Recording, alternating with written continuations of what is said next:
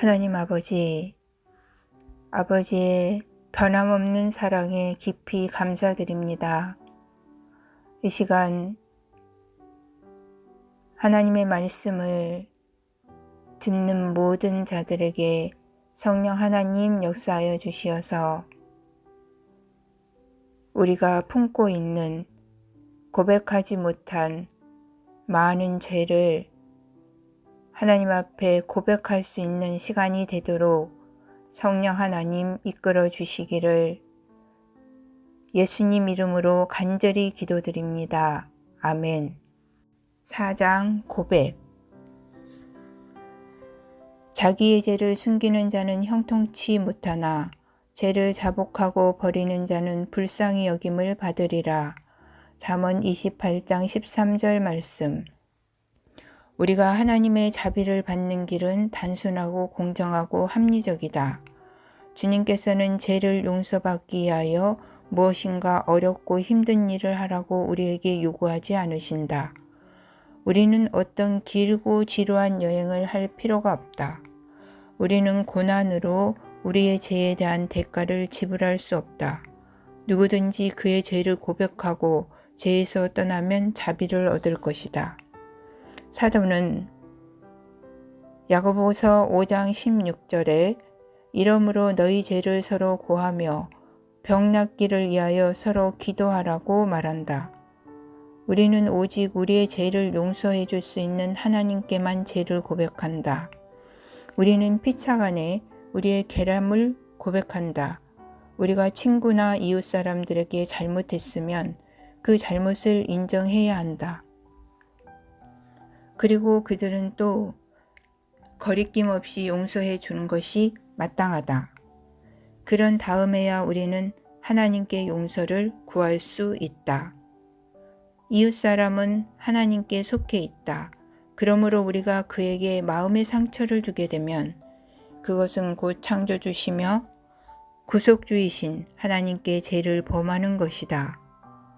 우리는 우리의 대제사장이신 예수님께 도움을 받고 있다.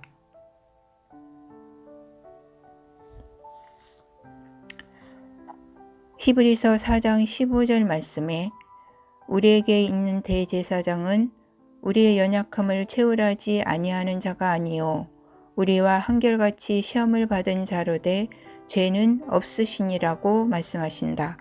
그분은 모든 죄의 오점을 씻어버릴 수 있으시다.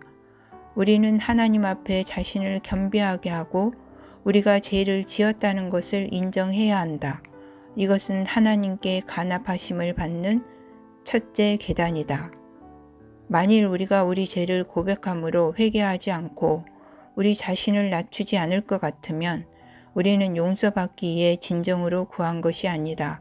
만일 우리가 우리 죄를 미워하지 않을 것 같으면 우리는 진정으로 용서받기를 원치 않게 된다. 그리하여 우리는 하나님께 속한 평안을 발견하지 못하게 된다.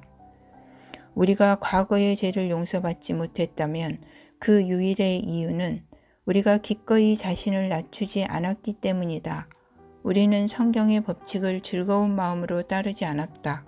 하나님께서는 우리가 마땅히 해야 할 바를 우리에게 세밀하게 말씀하셨다. 우리는 우리의 마음을 열고 우리가 죄를 지었다는 것을 거리낌 없이 시인해야 한다. 우리는 부주의한 방법으로 이 일을 해서는 안 된다. 그러므로 자신의 죄가 얼마나 나쁜 것인지 깨닫지 못하는 사람은 죄를 자복하도록 강요되어서는 안 된다. 마음을 하나님께 쏟아놓는 사람들은 그분의 무한한 긍휼을 받을 것이다.